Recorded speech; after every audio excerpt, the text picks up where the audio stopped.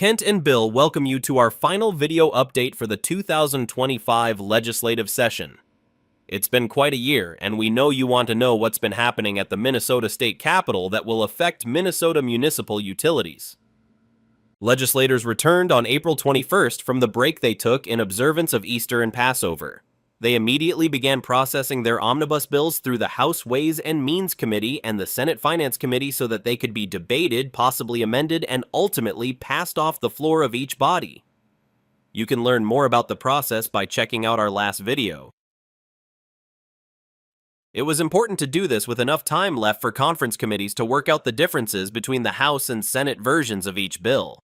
The primary objective for each major conference committee was to approve the bills necessary to establish the state's next two-year budget, which takes effect July 1st. Constitutionally, all bills had to be adopted by midnight, May 19th, or they would not count as a 2025 regular session law.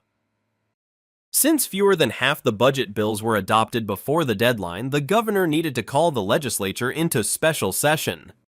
This mechanism allowed the legislators to finish their important work.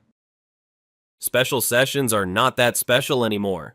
At one time, they were used sparingly to deal with budget issues, natural disasters, pandemics, and similar emergencies. In recent years, they have become more of the norm, with the expectation that a special session will generally be needed in a budget year. Only the governor can call a special session. Once called, a special session remains open for business until the legislators vote to adjourn. There are no statutory or constitutional restrictions regarding what can be acted on during a special session. That is why the governor and legislative leaders try to work out an agreement on the scope and duration of the special session before the governor actually calls for the special session. The agreement keeps everyone on the same page, manages expectations, and helps lawmakers finish the work they've mutually agreed to do. That is the general plan for this year, too. When all the working groups reached agreement, Governor Walz called a special session. This year, after multiple committees were unable to pass their respective assigned pieces of the budget during the regular session, the decision was made to convert the conference committees into unofficial working groups. These groups can only reach non-binding agreements in principle that reflect the legislator's intent to vote yes for the agreement should it be drafted into bill form and moved forward during a special session. The biggest problem with working groups is that they can meet behind closed doors without any notice, public attendance, or input. A few of the working groups held brief public sessions, but for the most part, the working groups have met only to report what has been approved thus far by that working group. A special website was created to post information from the working groups. We will include the link at the end of this video. As of the production deadline for this video, 6 major budget bills remained unresolved. The energy bill is one of them. In addition, the House and Senate remained at odds over major provisions of the tax bill, which is technically not a budget bill. However, it is the source of revenues, whether new or amended, and those revenues are a crucial piece of the budgeting puzzle. A much-needed bonding bill has also yet to see the light of day. For the most part, policy language has been removed from the bills yet being negotiated.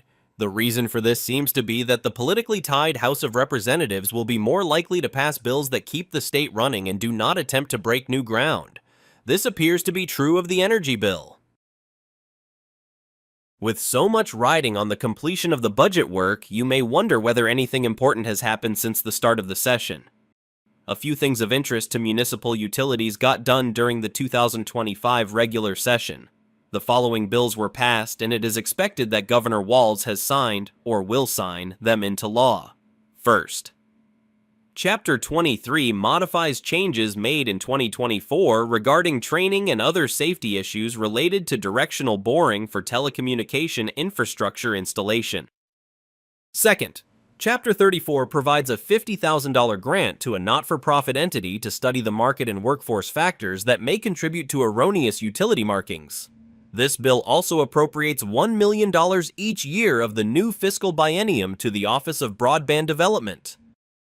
Third, Chapter 39 authorizes City Council to create municipal utility commissions of 3, 5, or 7 members and provides a process to increase or decrease the size of an existing commission. It also increases the revenue amount, triggering the need for an audit for cities with a combined clerk-treasurer position. The increase is from $150,000 to $1 million. A more detailed explanation of each bill and its implications will be provided in the July issue of MMUA's newspaper, The Resource, and also at the upcoming legislative debrief meetings MMUA will be holding around the state during the month of June.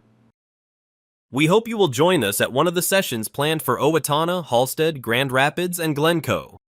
These meetings are for commissioners, council members, and utility leaders. We will give you a full explanation of what ultimately happened at the legislature, go through the implications for your utility, and pick your brains for the priority areas of advocacy focus for next year in St. Paul.